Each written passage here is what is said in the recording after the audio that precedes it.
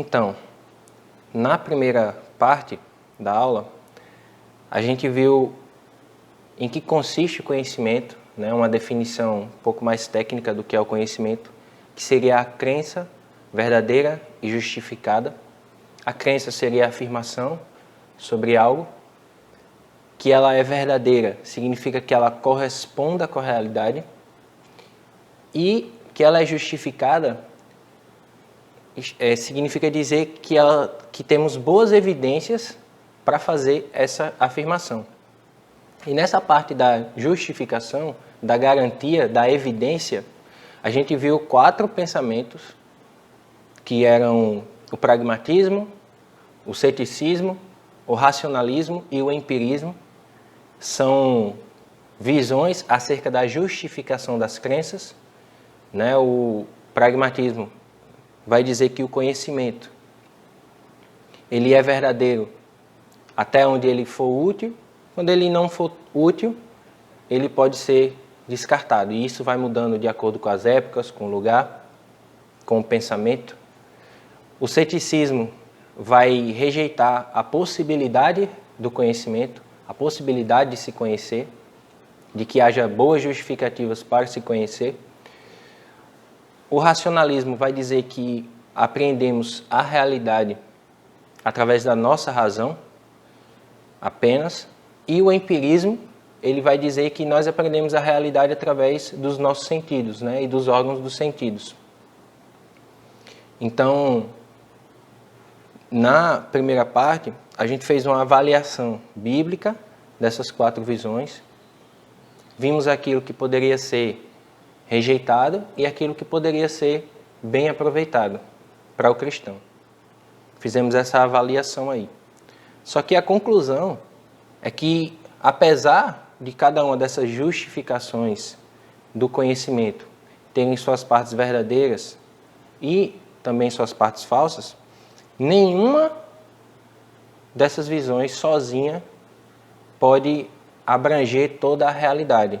Se você abraçar só uma dessas visões, ou mesmo 3 delas, as 4, enfim, ainda que você faça uma combinação de todas elas, você ainda não pode aprender toda a realidade.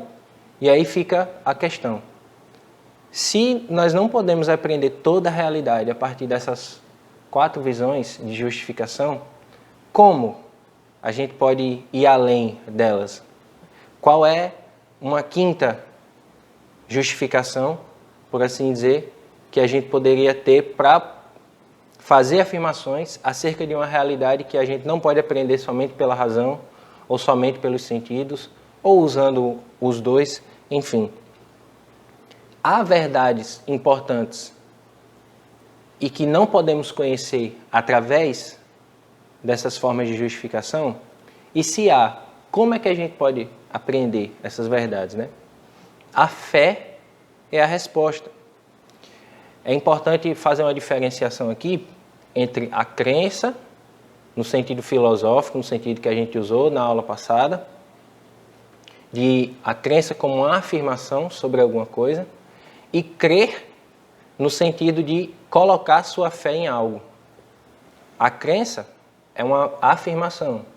Todo mundo tem muitas crenças. Crer, como a Bíblia coloca, né?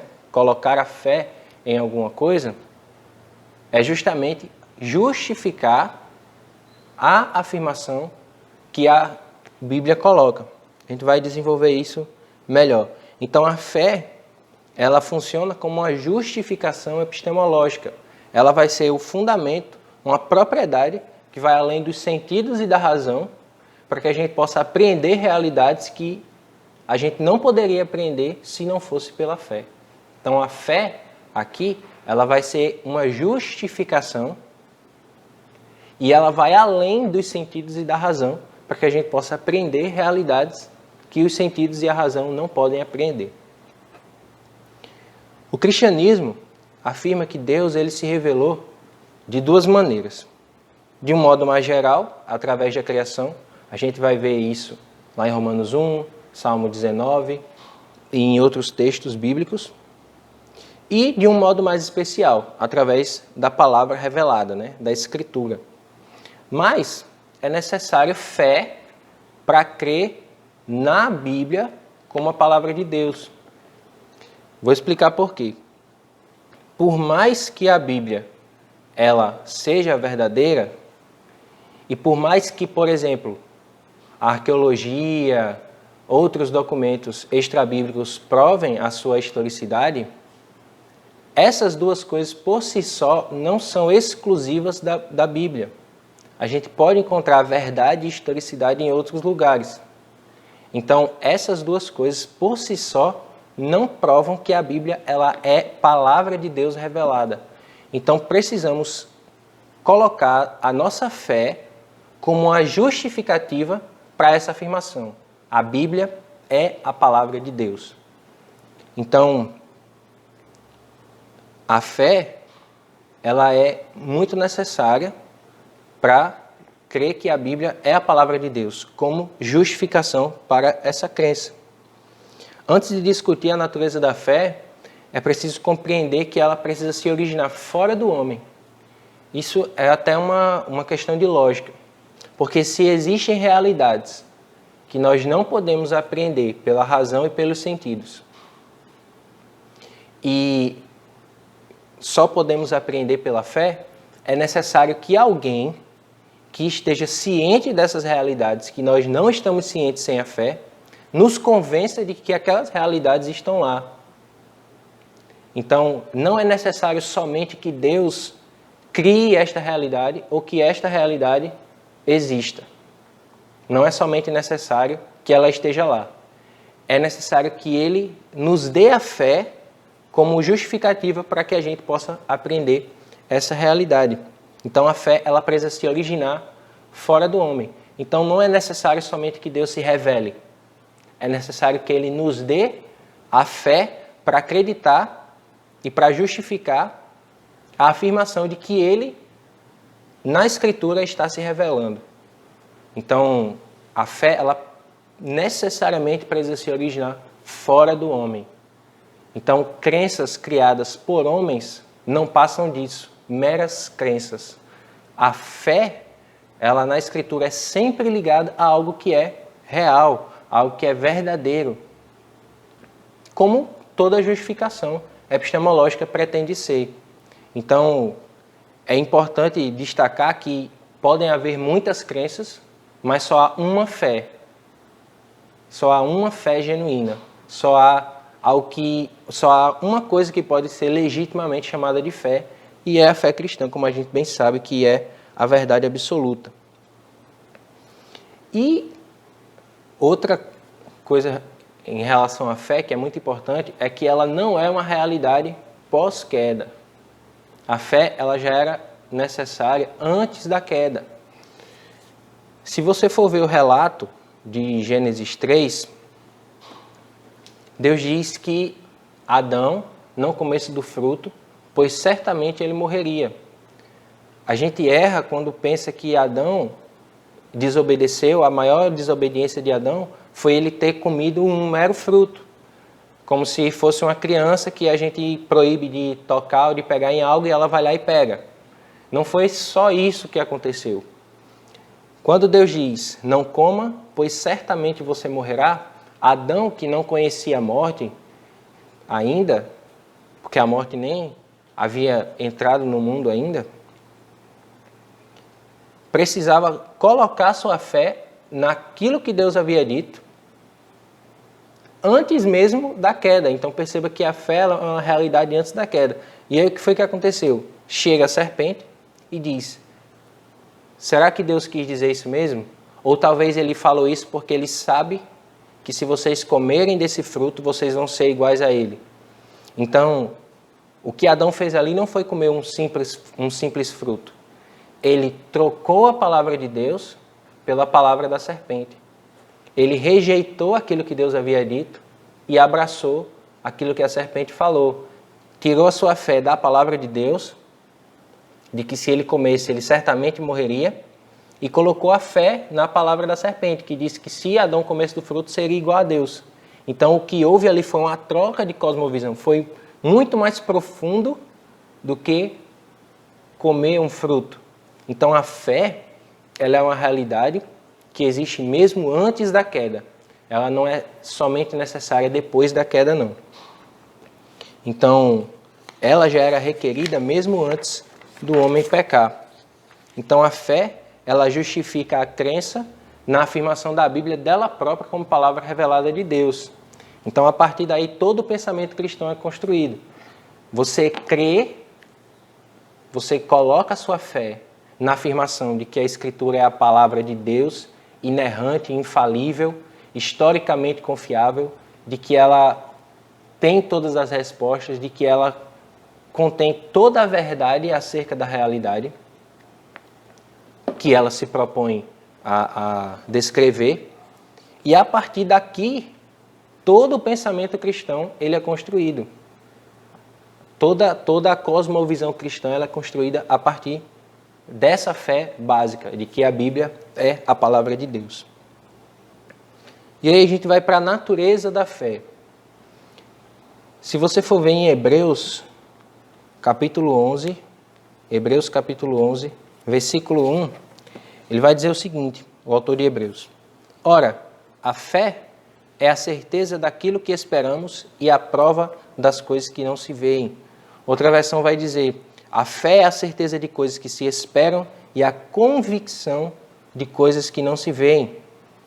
Note que a construção da frase pretende realmente dar uma definição. A fé é a certeza das coisas que se esperam. A fé é a prova, a convicção das coisas que não se veem.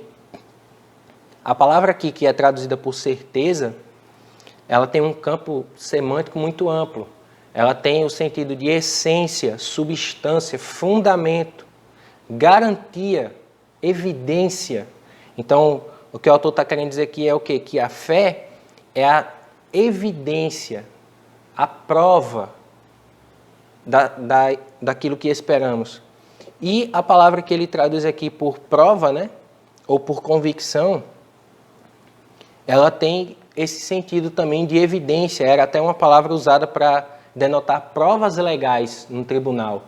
Então o autor ele está querendo enfatizar muito aqui que a fé é realmente aquilo que evidencia, que justifica aquilo que esperamos e as realidades que ainda não vemos. Então a fé aqui, ela é o fundamento, a essência do nosso estado de mente, de esperar por realidades que ainda não vemos agora, com os nossos olhos, ou que ainda não poderemos apreender somente pela razão. E a fé também é a prova, é aquilo que fundamenta, que é a essência das coisas que não vemos. Essas coisas que não vemos aí, esse termozinho aí, ele abrange de um modo geral uma realidade que ainda não podemos apreender pelos nossos sentidos. Então, quando você diz que a fé ela prova estas coisas, você assume um compromisso com essa realidade. Então, quando você faz afirmações que são justificadas por fé, você assume um compromisso com essa realidade. Então, quando você diz o reino de Deus virá para este mundo, você assume um compromisso com essa realidade. Você deposita sua fé e assume esse compromisso. Então a fé, ela fornece uma base para a nossa esperança e uma percepção da realidade que sem a fé a gente não poderia ter. Só pelos sentidos ou só pela razão nós não poderíamos ter. Então a fé, resumindo, é aquele fundamento, a evidência que justifica as afirmações que a Escritura faz acerca da realidade, certo? Coisas que não podem ser apreendidas empiricamente ou somente pela razão pura, são afirmadas pela Escritura e justificadas pela fé. É interessante colocar, novamente, que a Escritura ela nunca encoraja você colocar sua fé em algo que ela duvide que seja real. Ela sempre vai dizer para você colocar a sua fé em algo que os autores bíblicos, que a Escritura ela tem convicção de que é a realidade, a pura realidade. Então, nesse caso, somente a fé cristã é real. As outras crenças não passam disso, meras crenças. Somente a fé cristã é real, porque somente a fé cristã permite colocar fé naquilo que é real. E aí tem também a questão da revelação. A revelação é aquilo que vai além do que vemos e do que podemos raciocinar pela razão pura. Ela está intimamente associada a essa razão e aos sentidos, mas ela vai além deles, além da razão e dos sentidos. Isso porque a gente sabe, Deus se revelou de diversas maneiras, em diversos níveis, né? Através da história, através da criação. De algum modo, Deus também se revela à nossa razão. Existem algumas realidades gerais acerca de Deus que podemos aprender pela razão. Vide aí o argumento cosmológico de Anselmo da Cantuária. Mas as informações que Deus não nos deu através desses meios, dos sentidos e da razão, Ele nos dá por meio da revelação, e a revelação é apreendida como palavra de Deus pela fé. Ela é justificada pela fé. Então, vou dar um exemplo. Evangelho de João, capítulo 8, versículo 28. Evangelho de João, capítulo 8, versículo 28. Jesus diz assim: quando vocês levantarem o Filho do Homem, saberão que eu sou e que nada faço de mim mesmo, mas falo exatamente o que o Pai me ensinou. Então, qual a relação que a revelação, que a palavra de Deus tem com a realidade que aprendemos? Através da razão ou dos sentidos. Que Cristo, quando fosse crucificado, e quem estivesse ali passando poderia ver um homem crucificado. Não muito diferente dos outros homens que foram crucificados. Isso a partir da perspectiva de quem vê. Por trás daquele homem crucificado existia uma realidade muito maior, que só pode ser apreendida se Deus revelar essa realidade. E qual é essa realidade? Que Cristo é o eu sou. Ele faz referência aqui ao nome de Deus, lá no Êxodo. Cristo é o eu sou e que ele havia vindo da parte do Pai. Então, olhando Cristo crucificado, nós vemos um homem crucificado. Mas a revelação vai dizer que por trás daquilo ali existe uma realidade muito maior. De que Cristo é o próprio Deus e de que ele veio da parte de Deus. E isso a gente apreende pela fé. Somente pela nossa visão, a gente não vai conseguir ver essa realidade. Essa realidade é apreendida por nós pela fé na revelação dessa realidade. Então a revelação, ela é algo que vai além dos sentidos ou da razão. E essa revelação especial de Deus, que no caso seria a palavra dele, né, a Bíblia, a revelação especial de Deus, onde podemos conhecer essas verdades, essas realidades, ela se dá em duas condições. A Escritura coloca que ela se dá em duas condições. A primeira é a própria Escritura, a própria Bíblia, como a palavra revelada de Deus. Veja aí 2 Pedro 1, do 16 ao 21. Pedro fala coisas muito preciosas aqui. De fato, não seguimos fábulas engenhosamente inventadas, quando lhes falamos a respeito do poder e da vinda de nosso Senhor Jesus Cristo. Ao contrário, nós fomos testemunhas oculares da sua majestade. Então Pedro está falando aqui o quê? Que ele, junto com os outros apóstolos, foram testemunhas oculares, viram Jesus, foram testemunhas oculares da sua majestade. Ele vai explicar como. Ele recebeu honra e glória da parte de Deus Pai quando, da suprema glória, lhe foi dirigida a voz que disse: este é o meu Filho amado, de quem me agrado. Ele está fazendo uma referência àquela passagem da transfiguração.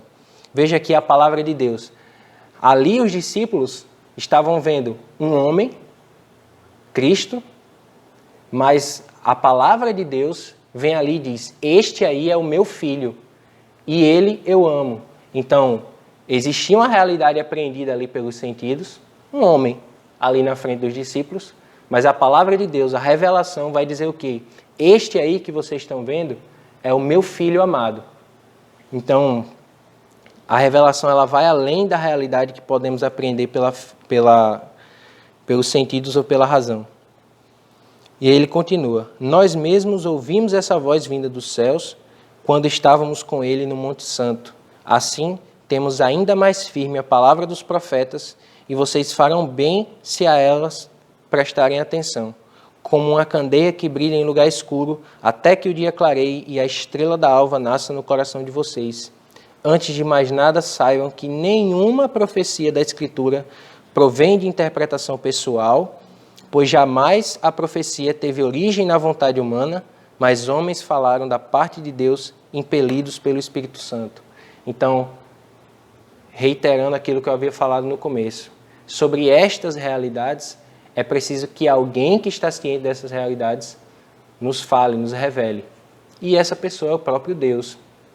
Então, aquilo que vai depois do que podemos ver, ouvir, sentir, e aquilo que vai depois do que podemos raciocinar pela razão pura, é a revelação de Deus. Está por trás dessa realidade que podemos apreender naturalmente. Então, homens falaram da parte de Deus, impelidos pelo Espírito Santo. Isso é muito importante. É o próprio Espírito que revela essas realidades. Então, existe a Escritura como palavra revelada de Deus e o próprio Cristo como a palavra encarnada de Deus. Veja aí o Evangelho de João novamente, capítulo 1. Evangelho de João, capítulo 1, versículo 14. Diz assim, aquele que é a palavra, o Logos, tornou-se carne e viveu entre nós. Vimos a sua glória, glória como do unigênito vindo do Pai, cheio de graça e verdade. Então aqui há uma união, de novo, dessas duas partes, né? Aquilo que a gente apreende pelos sentidos, olha só, aquele que é a palavra tornou-se carne e viveu entre nós. Então, Jesus andou no mesmo chão que a gente anda, Jesus pôde ser visto, pôde ser tocado, pôde ser sentido, né? Ele comeu com as pessoas, estava ali. Só que ali estava a palavra encarnada de Deus, estava o Filho de Deus, o unigênito do Pai, o amado do Pai, cheio de graça e de verdade. E essa verdade, essa realidade a gente vê através da revelação. Então, existe a Escritura como palavra revelada de Deus e existe Jesus como a palavra encarnada de Deus. E a própria Escritura dá testemunho de que Jesus é a palavra encarnada de Deus, né? A Escritura tem a sua razão de ser por causa do próprio Deus. O Deus que se revela às suas criaturas. E se ele não quisesse se revelar, a gente não poderia, de fato, saber nada a respeito dele. Então, glória a Deus por sua revelação, tanto através da Escritura, como através do seu Filho que encarnou. E aí tem duas observações, antes da gente ir para a parte final, que eu queria fazer aqui. A fé não é o que torna real as afirmações bíblicas. Isso tem que ficar muito claro. Eu não posso dizer que a fé é aquilo que torna real as afirmações bíblicas, se eu quiser dizer que aquilo, a partir do momento que eu creio, se torna real para mim, mas não é real para outra pessoa. Não. As realidades que a Escritura afirma, elas são realidades para quem crê e para quem não crê. Deus é o Criador, o reino de Deus virá para a terra, Jesus é o Filho de Deus. Todas essas coisas são verdades, são realidades para quem crê e para quem não crê. A fé justifica a nossa crença nessas afirmações. A fé justifica, ela dá evidência para nós que cremos nessas afirmações. Quem não tem fé não tem justificativa para afirmar estas coisas. Só que isso em nada muda a realidade dessas coisas. Então, Jesus ressuscitou para quem crê e para quem não crê. Jesus é o Filho de Deus para quem crê e para quem não crê. Porém, para quem crê, essas afirmações, essas crenças, elas são justificadas. Então, a fé não é o que torna real as afirmações da Escritura. Se fosse assim, cada um poderia ter a sua própria verdade, mas não. A realidade ela está lá, mas ela é justificada para quem crê. E a segunda observação é que a fé ela justifica a crença na verdade. Então, se você ou alguém acredita em algo que não é verdadeiro ou não é fundamentado na Bíblia, você não está tendo fé. Você não pode chamar isso de fé. A fé ela é sempre intimamente relacionada ao que é verdadeiro e real. Mera credulidade não é fé. Então a gente tem a obrigação de ser cético em relação a afirmações que não procedem da Escritura. A gente não pode sair por aí colocando a nossa fé em qualquer coisa, porque pode não ser fé, pode ser uma mera credulidade. Se você sair por aí acreditando em tudo, não diga que é fé. E você também não pode dizer que é falta de fé a alguém que não acredita naquilo, se for algo contrário ou que você não pode usar a Escritura como parâmetro para julgar aquilo ali. Porque fé é algo que é colocado no que é real, no que é verdade. E se aquela coisa não é real, então aquilo não é fé, é mera credulidade. Então, é necessário fazer essas duas observações aí. Então, toda essa aula, ela está sendo dada num contexto de aconselhamento bíblico, como tem sido a escola bíblica esse ano, no contexto de aconselhamento bíblico. A gente falou aqui de como conhecer a verdade, de como justificamos a verdade da Escritura através da fé, mas a gente precisa aplicar isso, ver como isso se aplica na prática. Então, eu vou falar aqui de pelo menos 3 afirmações, 3 crenças, no sentido de afirmações, 3 afirmações que a Escritura faz acerca da realidade, que nós justificamos, sabemos que elas são realidades pela fé, e como nós podemos aplicar isso à nossa vida. Como podemos explorar o caráter prático dessas coisas na nossa vida. Eu vou usar o primeiro versículo do Antigo Testamento, Gênesis 1:1. Vou usar o primeiro versículo do Novo Testamento, que seria Mateus 1:1. E vou usar o penúltimo versículo do Novo Testamento, que está lá em Apocalipse 22:21. Então, o que diz Gênesis 1:1? No princípio, Deus criou os céus e a terra. Então, quais são as realidades que a gente pode compreender através dessa revelação, de que no princípio Deus foi quem criou os céus e a terra? A Bíblia, ela já pressupõe a existência de Deus. Você nunca vai ver a Bíblia fazendo uma apologia à existência de Deus, ela já a pressupõe. Deus é o centro, o fundamento da Bíblia. Então, não é possível que exista isso aqui sem que Deus exista. Então, a Bíblia já pressupõe a existência de Deus. Se Deus já existia antes mesmo do próprio tempo, se antes do princípio dos céus e da terra Deus já estava, então Ele é eterno e Ele é a causa de todas as coisas. E se Ele é anterior à criação, Ele é maior do que tudo que existe.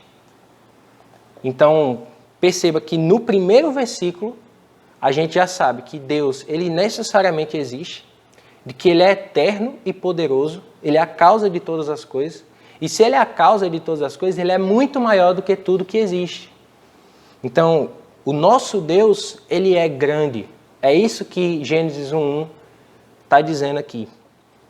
Só que aí, apesar de Deus ser grande, como coloca a Escritura, apesar dele ser esse Deus poderoso, que trouxe todas as coisas à existência, o que Isaías 66, 1 e 2 vai dizer? Assim diz o Senhor, o céu é o meu trono e a terra é o estrado dos meus pés. Que casa então vocês poderiam construir para mim? Ou que lugar para o meu repouso? Porque a minha mão fez todas essas coisas e todas vieram a existir, diz o Senhor. Mas, eis para quem olharei, para o aflito e abatido de espírito e que treme diante da minha palavra. Então, o nosso Deus, que é soberano, que é poderoso, criador, para quem ele olha? Para aquele que é contrito em seu coração, para o humilde, para o abatido de espírito, para quem se achega diante dele em humildade. Então, a gente pode ver aqui que Deus é soberano, então isso já pode ser usado contra ansiedades, contra pessoas que vivem ansiosas. Deus, ele é poderoso, ele trouxe tudo à existência, ele falou e as coisas vieram à existência. Então isso pode ser usado no aconselhamento para quem está incrédulo, para quem está com falta de fé, para quem está com a fé fraca. E Deus, ele se compadece do humilde. Ele é esse Deus que é poderoso, mas que se compadece do humilde. Ele está ali junto, ele olha para quem está abatido de espírito. E isso pode ser usado no aconselhamento contra o sofrimento, contra pessoas que estão sofrendo. Isso, primeiro versículo da Bíblia. Vamos agora para o primeiro versículo do Novo Testamento, Mateus 1:1. O que diz? Mateus, capítulo 1, versículo 1. Registro da genealogia de Jesus Cristo, filho de Abraão, filho de Davi. Então, olha só, genealogia de Jesus Cristo.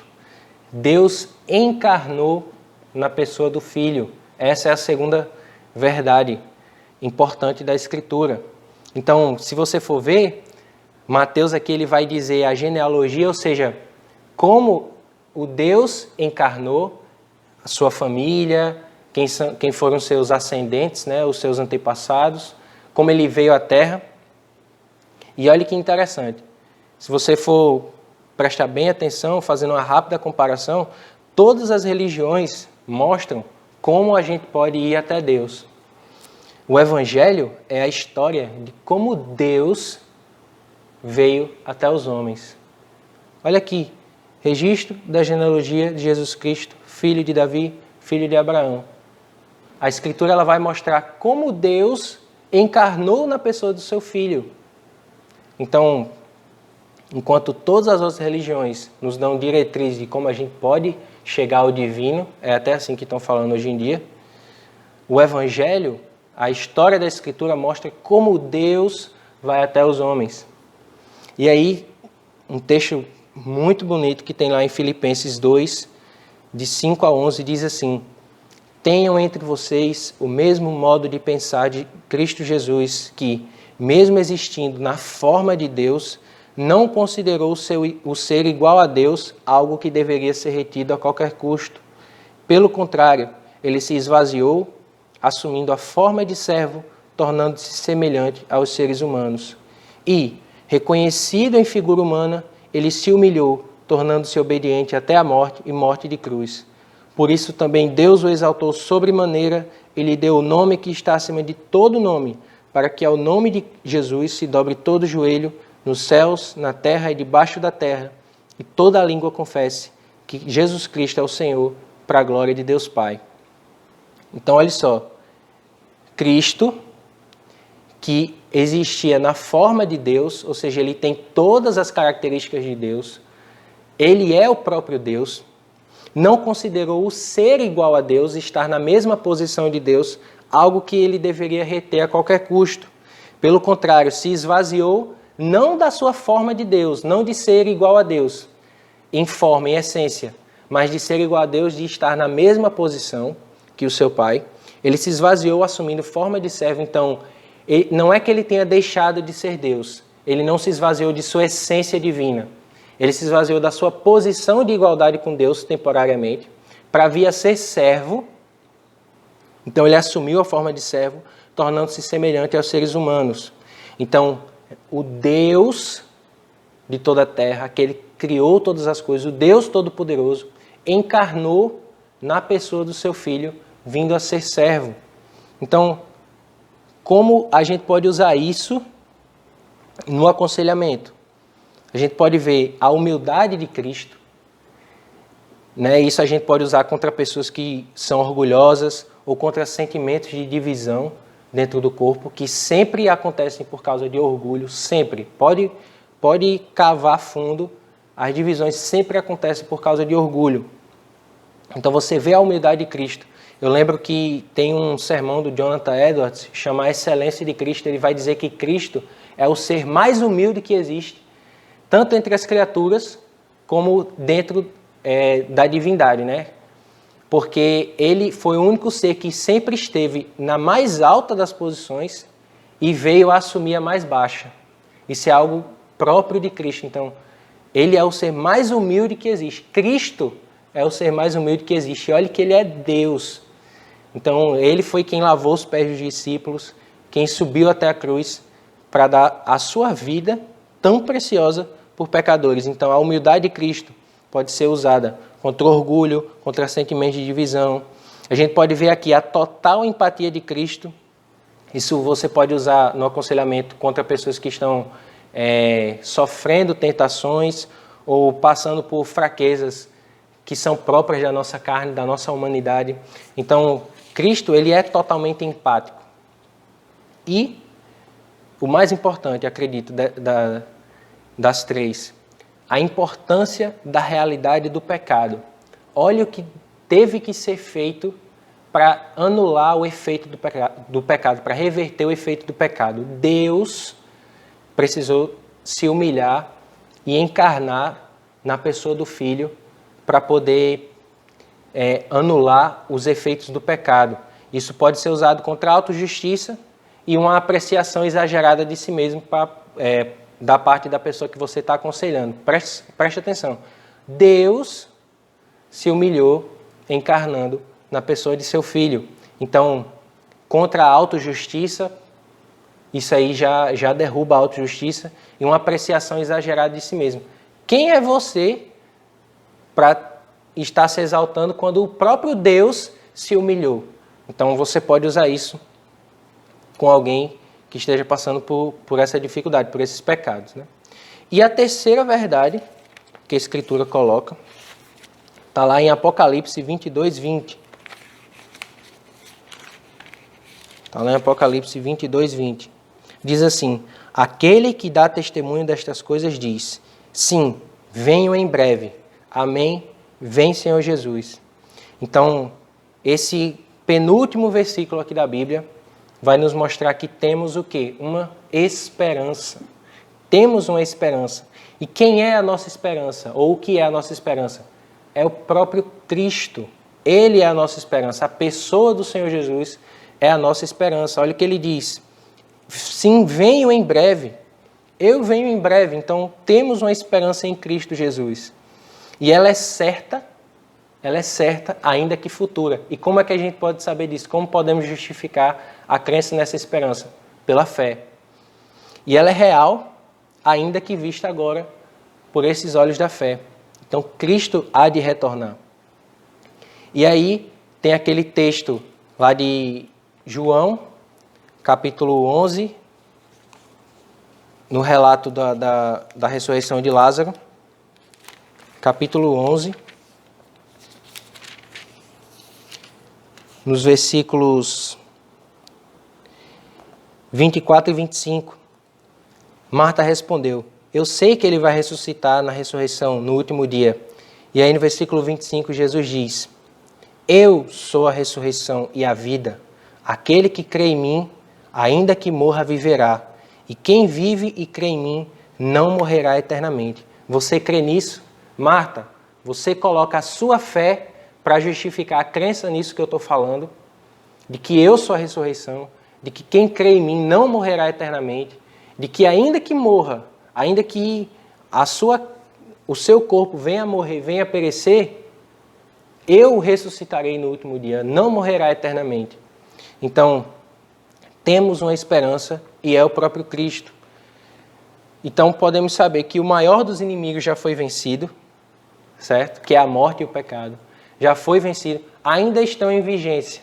Ainda existe pecado, ainda existe morte, mas é uma derrota que é iminente e é certa.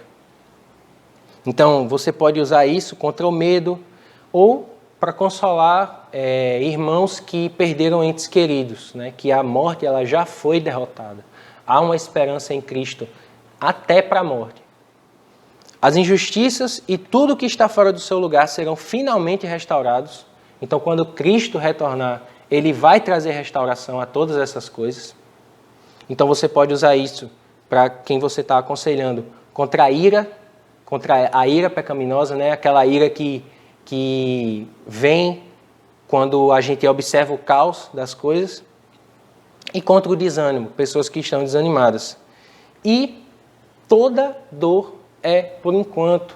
Toda dor é por enquanto. E essa resposta é a resposta final para o problema do mal. Cristo há de retornar e há de restaurar todas as coisas. Essa é a resposta final para o problema do mal. Então, no fim das contas, só uma coisa importa. Mantermos os olhos e o coração na verdade. E onde é que está a verdade? Agora respondendo aquela pergunta de Pilatos, né, da primeira parte. O que é a verdade? João, capítulo 14, versículo 3 ao versículo 6, Jesus dialogando ali com os discípulos, dizendo assim: E quando eu for e preparar um lugar, voltarei e os receberei para mim mesmo, para que, onde eu estou, vocês estejam também, e vocês conhecem o caminho para onde vou. Então Tomé disse a Jesus: Não sabemos para onde o Senhor vai, como podemos saber o caminho?